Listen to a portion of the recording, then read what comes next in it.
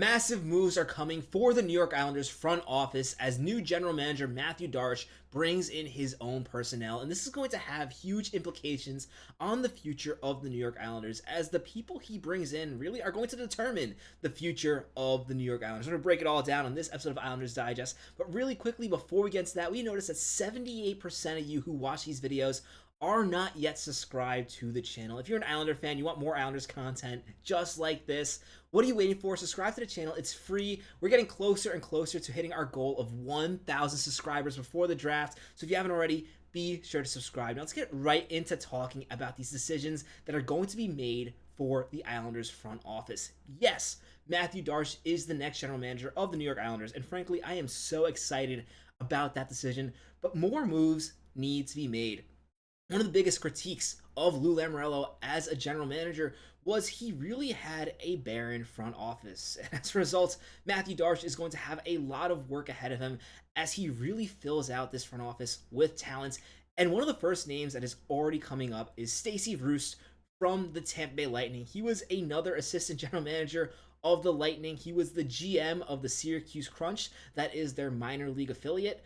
And there is a lot to like about this potential name. Now, it's not clear from Stefan Rosner's tweet or any of the tweets on Stacy Roest whether or not he was fired by the Tampa Bay Lightning organization. Doesn't really seem like that's the case. It seems like more likely he wants to pursue another opportunity, likely with Mathew Barzal. That is definitely where a lot of people are running with this, as these are two people who work closely together in the Lightning system, and perhaps a job with the Islanders. While it still would be an assistant GM slash GM of the minor league team role, perhaps his voice would have more weight with Mathew Barzal.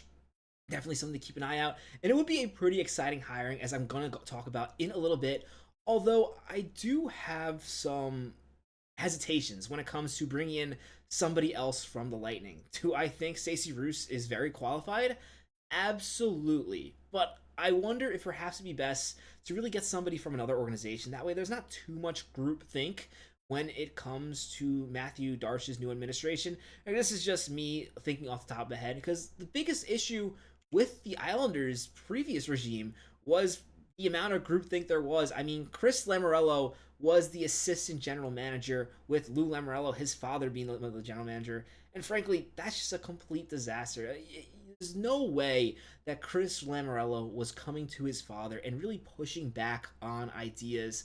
And frankly, he also just did not do a good job as the general manager of the Bridgeport Islanders, we're going to talk about in just a bit, which is why Stacy Roest definitely is an exciting player, an exciting executive for the Islanders to bring in, just because what he's done for player development with the Lightning as their head of player development has definitely been impressive. It's just like one or two things where, with him being from the Lightning system, I am a bit hesitant, although I would be really happy if they bring him, as opposed to Chris Lamoriello, who's been with this organization since Lou Lamoriello was hired. Before that, he worked with Lou Lamoriello with the Devils. Chris Lamoriello did not do a good job as the assistant general manager of the Islanders. The Bridgeport Islanders were absolutely abysmal last season. They were last in their division, last in the entire league. They won 15 games. 15 games out of 72. It had 50 losses regulation, 4 losses in overtime, and 3 losses. It wasn't even like the Islanders, where they just lost every game in overtime at the beginning of the season. They were just losing everything in regulation. And I know the Islanders did borrow a lot of players from Bridgeport at points this season. They had their goalie for most of the season, but still, these numbers are frankly unacceptable. And the big excuse a lot of people try to make when it comes to the Bridgeport Islanders is, well, the Islanders haven't really been drafting in the first round recently. The same case is true with the Lightning's AHL affiliate, the Syracuse Crunch, as the Lightning trade their first round pick pretty much every season to try to go on another deep run. And here they were, 37, 23, 8, and 4. They have the two different columns for overtime and shootout. But 37 wins as compared to 15 wins in Bridgeport. Clearly, Roest has a lot more skill when it comes to assembling an AHL roster, and also when it comes to players coming up and making an impact on the Lightning. The Syracuse Crunch also did a really strong job, and that is something you also have to consider. Lou Lamoriello would always point out that the goal of an AHL team is not to really win championships, it's to develop players for your NHL roster, which is true. The issue is, in addition to not being good, the Bridgeport Islanders also didn't do a great job of that. Yes, there were success stories such as Mark Gatcomb, which was really impressive this season. When it comes to two of the biggest name Islander prospects, though, that were in Bridgeport, they stagnated. And Matthew Maggio, William Dufour, if you want to add Alex Jeffries in there, all these players kind of went to Bridgeport and did not take another step in their development. You want to really continue to add on to the conversation Oliver Wahlstrom, who I will admit was a flawed prospect when he got there. Still, there was no real step of development when he went from Bridgeport and then went up to the NHL.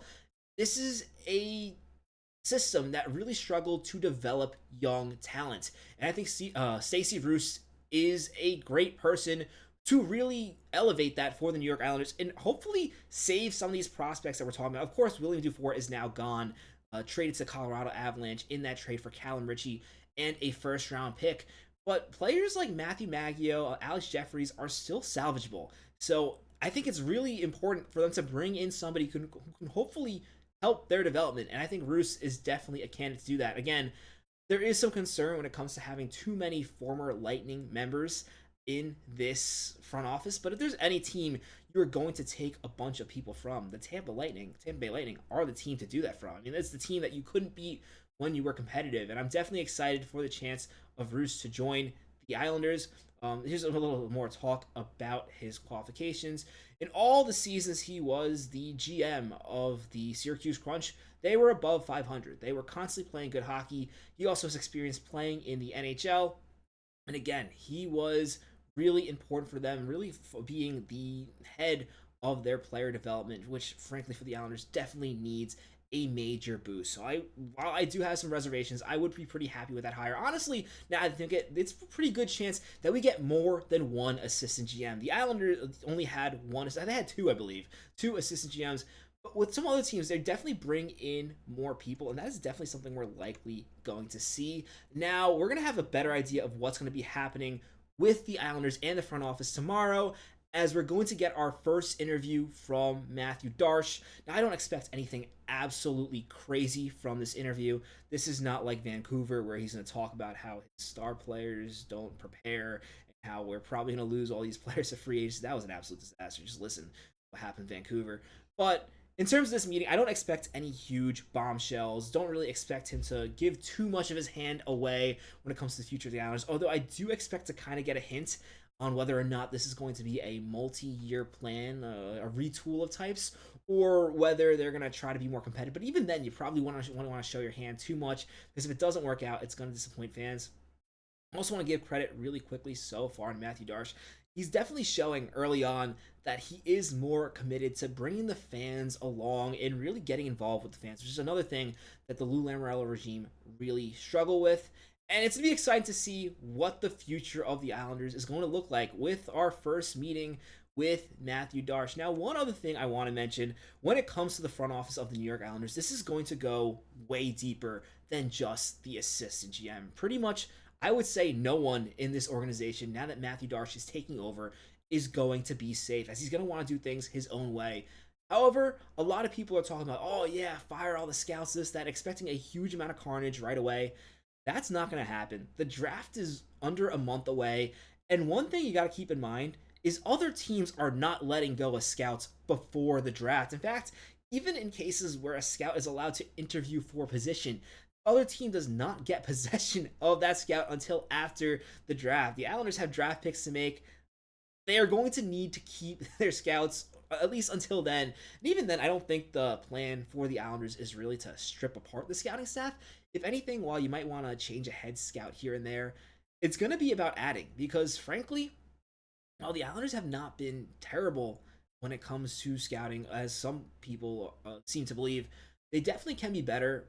But this is going to be about adding to the scouting staff that's already there, not completely replacing them. I mean, again, this is the same scouting staff that found a gem like Isaiah George just a few seasons ago. Yes, there have been a few misses, but you guys also got to keep in mind Lou Lamoriello was trading away all his first-round picks. He really had a lot of late-round picks. I'm not going to completely can the Islanders scouting staff because of a miss in Oliver Wahlstrom. Yes, the scouting staff does need work, but this is the same scouting staff that also identified a draft steal in Mathew Barzal. So I do think it's going to be more of a transition of staff rather than them replacing the entire staff. But when it comes to when that's going to happen, it's going to happen after the draft. So for fans like calling on why that's not happening, it's because simply you can't replace your scouts before a draft. It's just not how things work. Even though, yes, the first overall pick should be pretty obvious. You pick Schaefer or you can pick Misa, and that's the end of it. But you still have what, 7 other picks to make in that draft. Anyway, let me know in the comments below what you think about the potential of Stacy Roest joining the Islanders as the assistant general manager, or if you have any other candidates you think would be a good assistant general manager for the New York Islanders. As always, if you haven't already, be sure to subscribe to the channel. My name is Patrick Nilan. This is Islanders Digest. Let's go Islanders.